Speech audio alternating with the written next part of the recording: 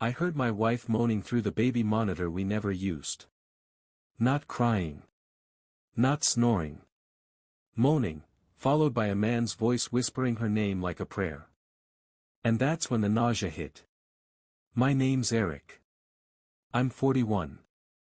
I work in IT security for a mid-sized firm outside Chicago, the kind of guy who double-checks door locks, lives in spreadsheets, and never believed in ghosts, until I became one in my own home.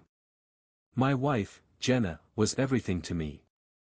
She used to be my Sunday mornings and my rainy nights, all red curls, pale skin, and green eyes that could slice through me in the best way. People adored her. My friends envied me.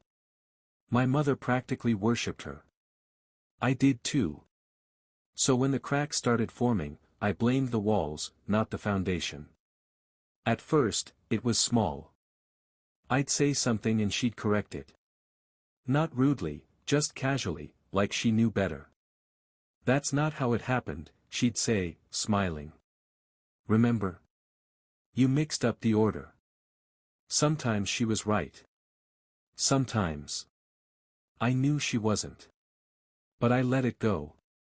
Because love is trust. And I trusted her. Then the headache started. And the sleeplessness. I'd find myself standing in the kitchen at 3 a.m. with no idea how I got there. I told Jenna. She made me tea. Got me vitamins. Took over managing my meds, just until you're feeling more like yourself, babe. I didn't realize then that, more like yourself really meant less like someone who would ask questions. The last straw. The lock on my office door disappeared. When I asked her, she said, "Oh, that." I removed it for childproofing. I stared at her. We don't have kids. She smiled. I know. But someday, right? That was the first time I felt real fear. But I didn't argue. I just started listening more carefully. And one night, I heard something I'll never forget. From the broken baby monitor in our bedroom closet. The one I hadn't touched since we moved in. That night changed everything. The morning after I heard those sounds through the baby monitor, I sat across from my wife like nothing had changed. She was still Jenna, barefoot in the kitchen, red curls tied into a loose bun, humming as she flipped through the paper like we were some 1950s postcard of domestic bliss.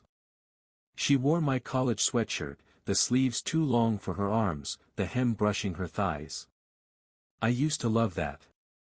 The way she wore my clothes like they were a second skin. But now it felt like she was wearing my memories, too, like she had crawled inside my head and taken up residence. "Coffee?" she asked, already pouring it. "Sure," I said, voice stiff. She added 1 sugar, a splash of almond milk. Just the way I liked it. She always remembered the little things. That's what made it worse, how easy it was to forget the night before when she smiled like that. When she looked like the woman I married. She slid the mug across the counter and placed a vitamin next to it. I stared at the pill for a second too long. "You're forgetting again," she said gently. "That's your brain support. I put it with your coffee so you wouldn't miss it." I nodded. Swallowed it dry, even though my mouth was like sandpaper. But the truth? I stopped taking them a week ago. I'd been hiding the pills behind the loose tile under the bathroom sink, watching how she never noticed. Or maybe she did, and didn't say a word. That scared me more. The idea that she wanted me on them. That they weren't for my health. I kept trying to convince myself I was imagining things. That I was tired. Overworked. My brain had always been my safe place. I analyze systems for a living. I catch patterns, decode behaviors. But lately, my own life felt like it was running in a loop I couldn't debug. I would walk into a room and forget why I was there. I'd start a sentence and lose the thread halfway through. And Jenna would smile, always that same sympathetic smile, and say, "Don't worry. It's just stress. You're under so much pressure, baby." She'd kiss my temple. Rub my back. Offer me tea with names like Cognitive Clarity and Brain Bloom. Then she started organizing my meds. Said I was mixing them up.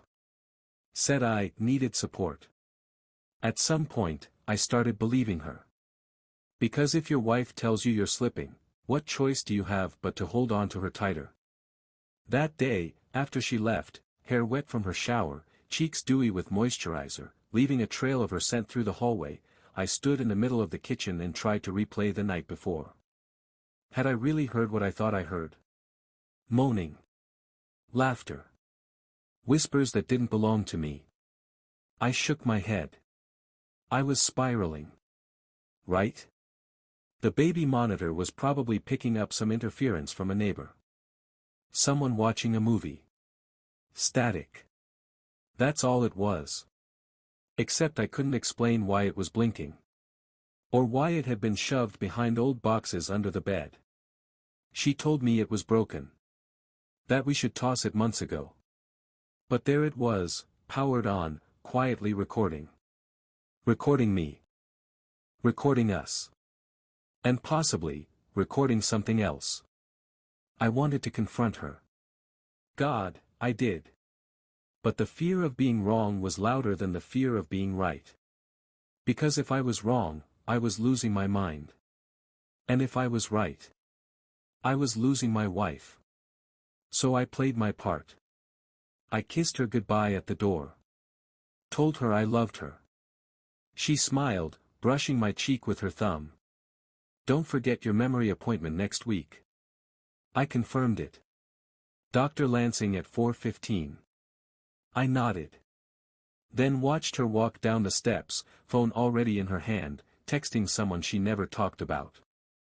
I stood there for a long time after the door shut. The mug in my hand had gone cold.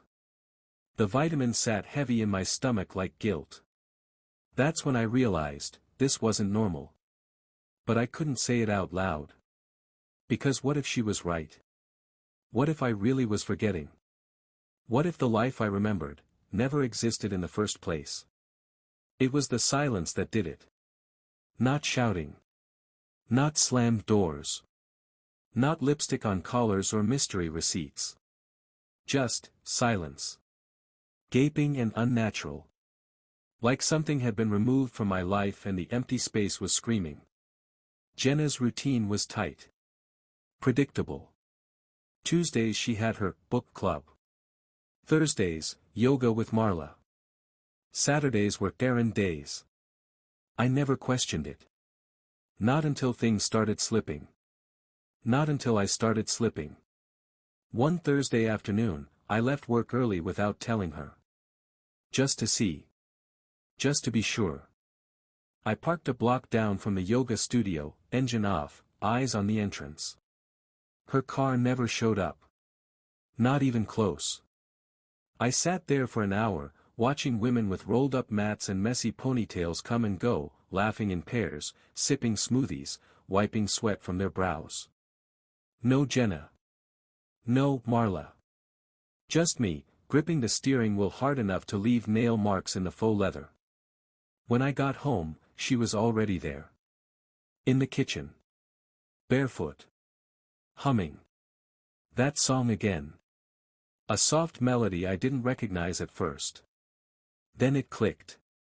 It was something from college. Something he used to play. Adam. My old roommate. The one she always swore was just a funny coincidence. The one who was in our wedding photos. The one who moved to Portland 10 years ago and, as far as I knew, stayed there. You're home early, she said, not looking up from her tea. Yeah, I said. Figured I'd skip the traffic.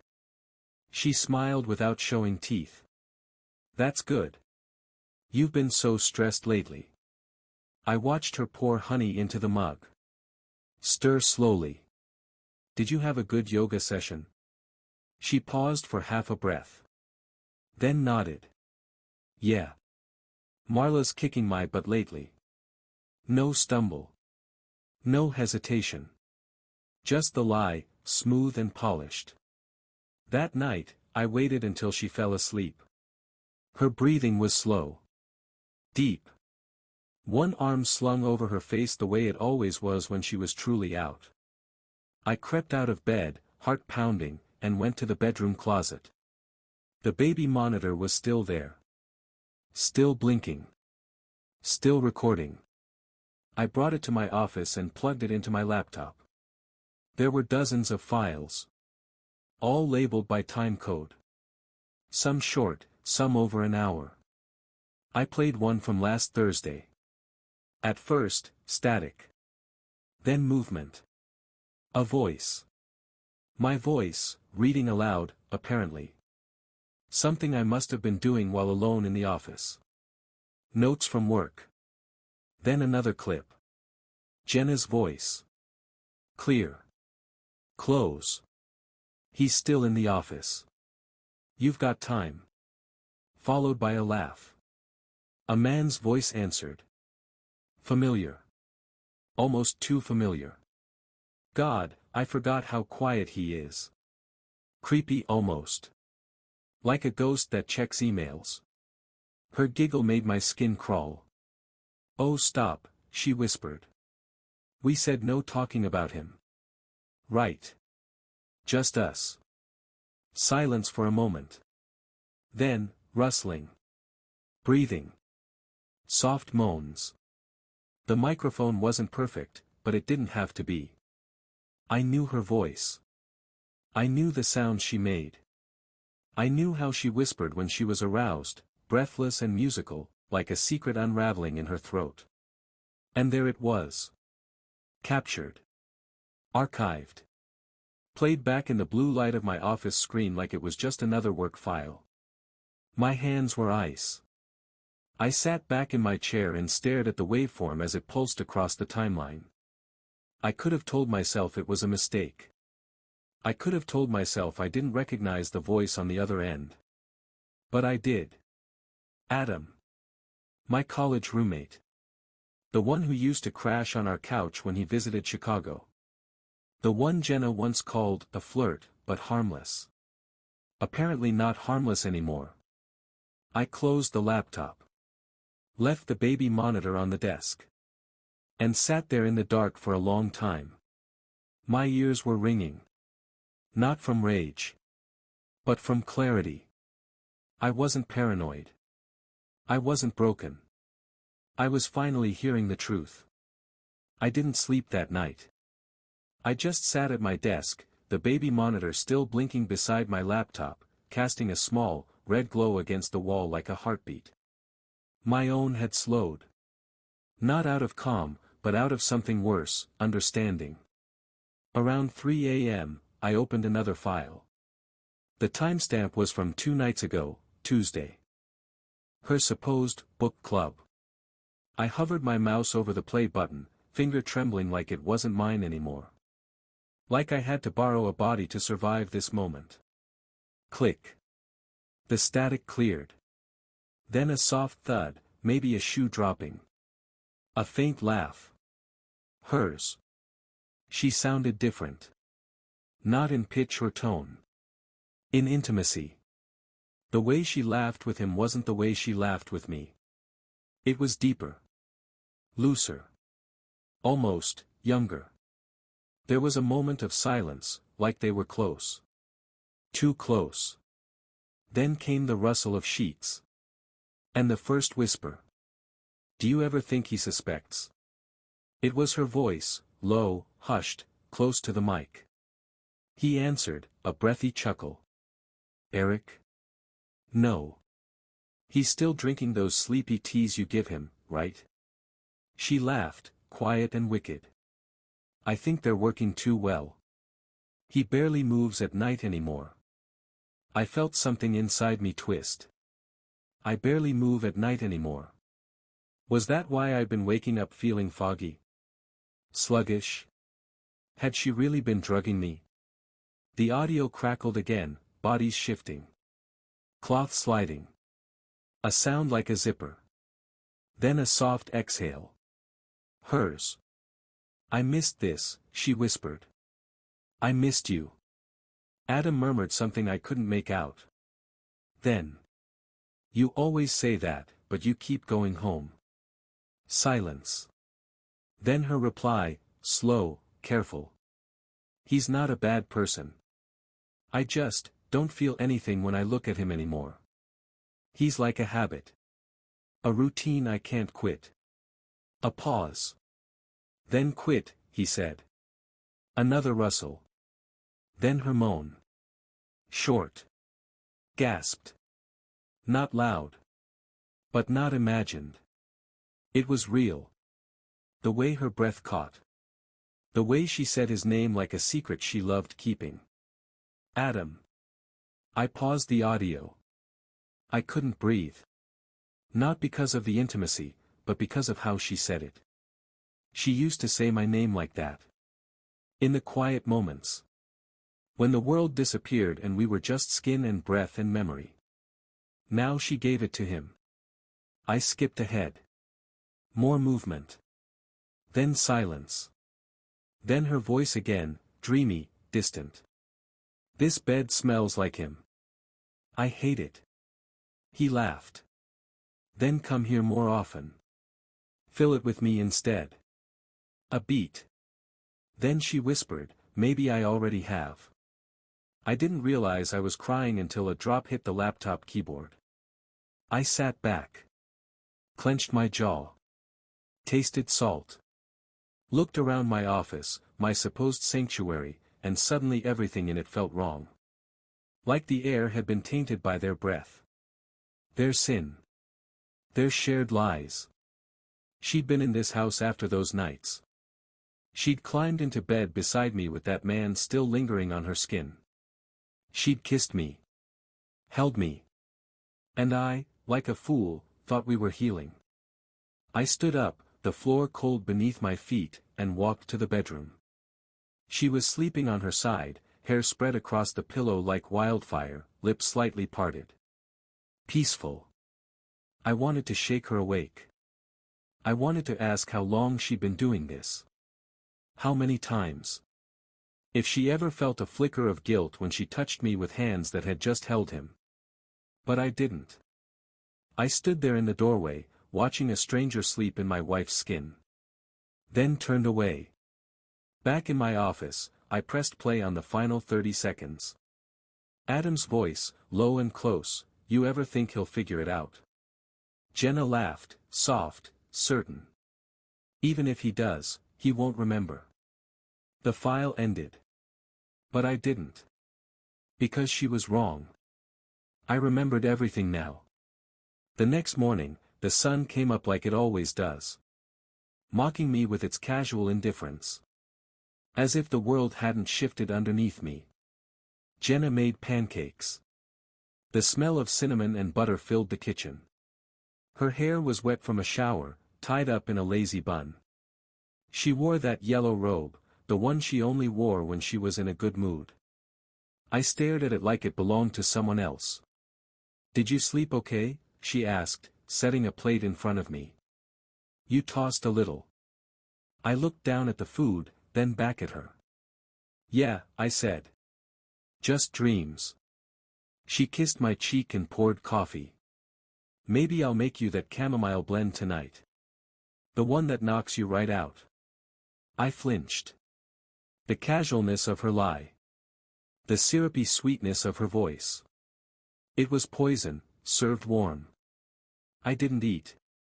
I couldn't. The sounds from last night's recording were still echoing in my ears. Her moans. His name. The way she laughed about drugging me like it was a harmless joke. She sat across from me, scrolling through her phone. Humming again.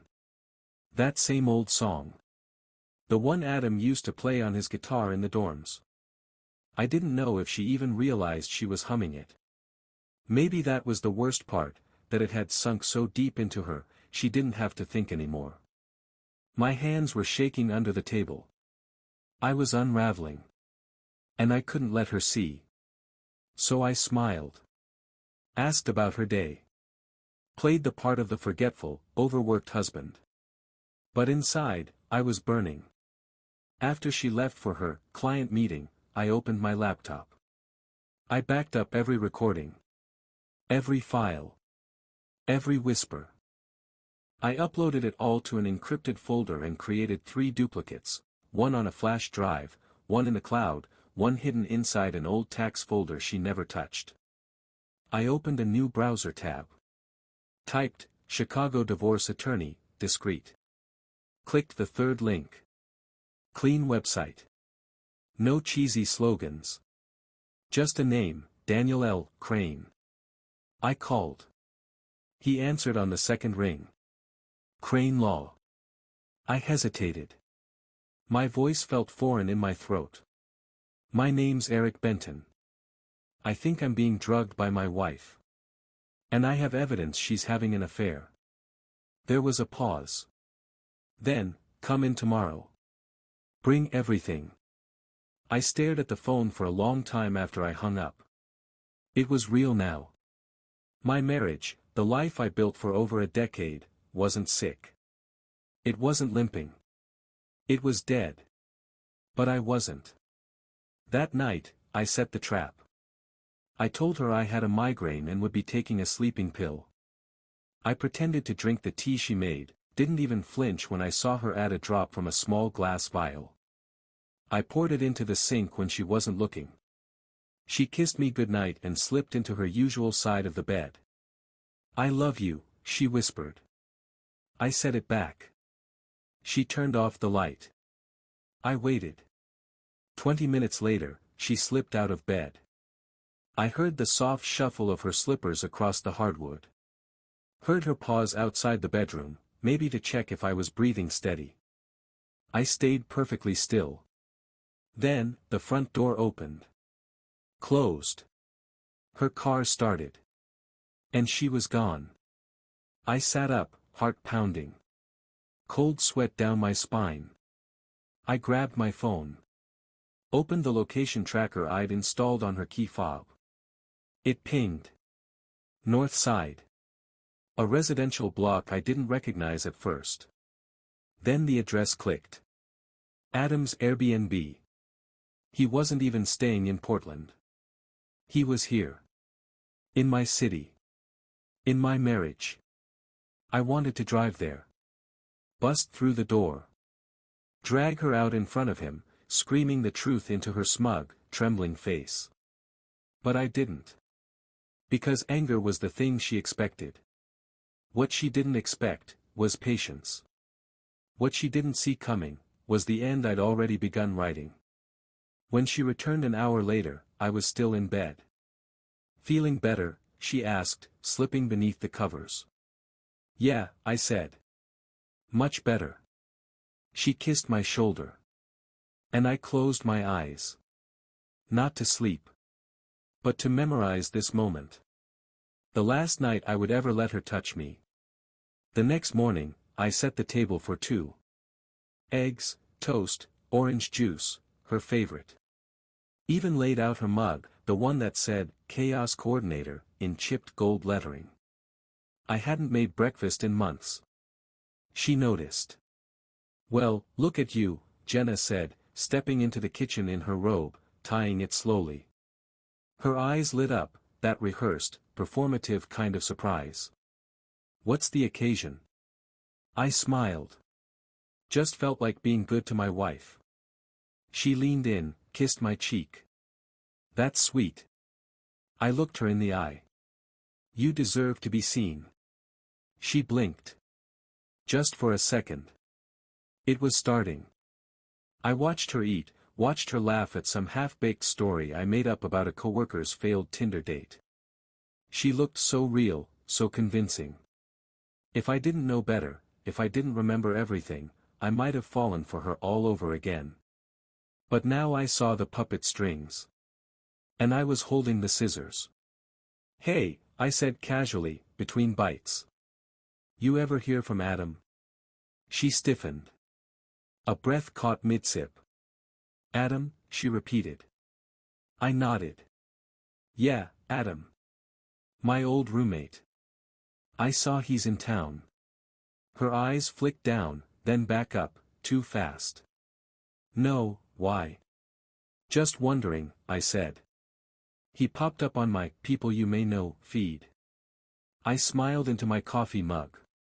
She didn't respond. The cracks had started forming. That afternoon, I made one last backup of the recordings. I printed a transcript, stripped of moans and names, just enough to convey betrayal without violating a courtroom's decency. Then I called her mother. "Carol," I said calmly, "I'm going to say something hard. And I need you to listen before you defend her." To her credit, she did. 20 minutes later, she was in tears. "Oh, Eric. I thought you two were perfect." We were. At least, I thought so. I told her about the memory fog. The tea. The monitor. Adam. She gasped. Adam? From college? Yeah. She never lost touch with him. She just hid it better. That night, Jenna came home early. Too early. "Everything okay?" I asked. She nodded. Set her bag down too gently. I just felt like being home. I said nothing. Let the silence hang. She walked into the bedroom. I waited. 3 minutes later, Eric. I stepped into the doorway. She was holding the baby monitor. The blinking red light. "I found this," she said. Her voice was calm, but her eyes were storming. "I know," I said. "You've been recording me." "No," I corrected. "You have." She stared at me, stunned. I stepped into the room. "You said it was broken." "It wasn't." "You left it under the bed." "You turned it on." "You recorded me like some kind of experiment." She opened her mouth, closed it. "I don't know what you think you heard." "I heard everything, Jenna." She stepped back like I'd hit her. Adam's voice.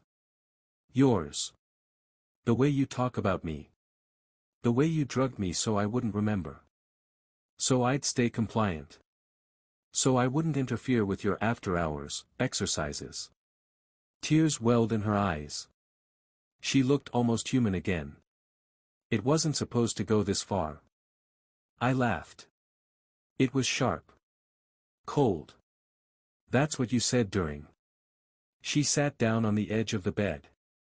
"Eric, I didn't mean." "You didn't mean to get caught," I said.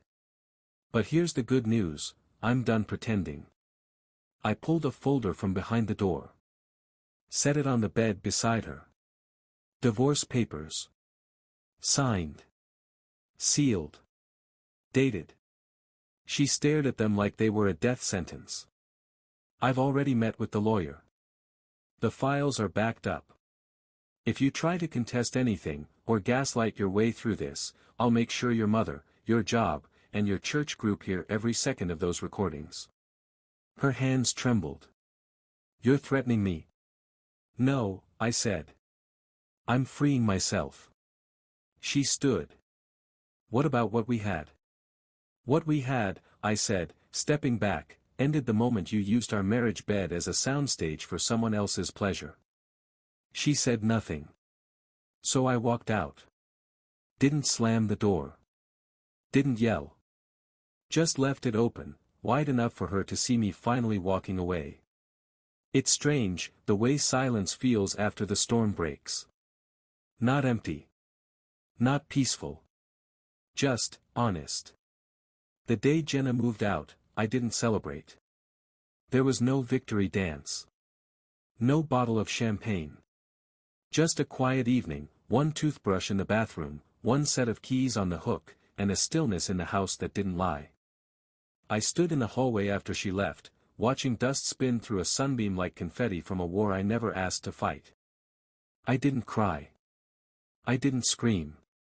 I just sat down on the floor and let the truth settle around me like ash. She was gone. Not just out of the house, out of my mind. Out of the fog she wrapped me in for months. Maybe years. For a while, I kept wondering when the anger would hit. But it didn't.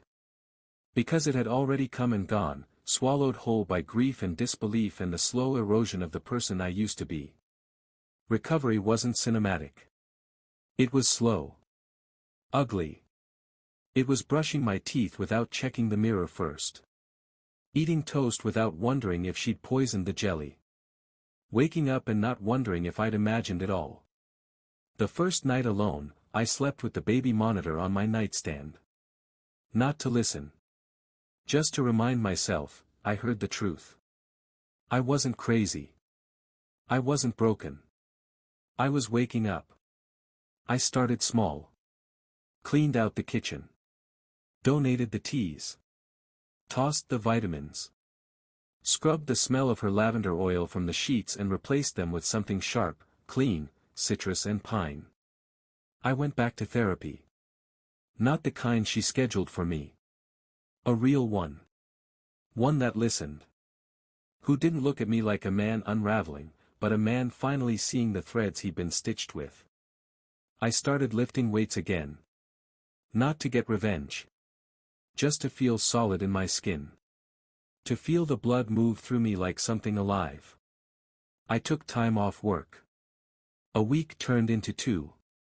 I turned off my phone. Unlinked the shared bank accounts.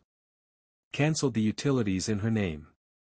When her lawyer called to threaten court over emotional distress, I emailed back a simple PDF, a transcript of one baby monitor recording.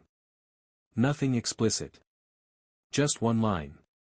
"You don't have to drug him," Adam had said.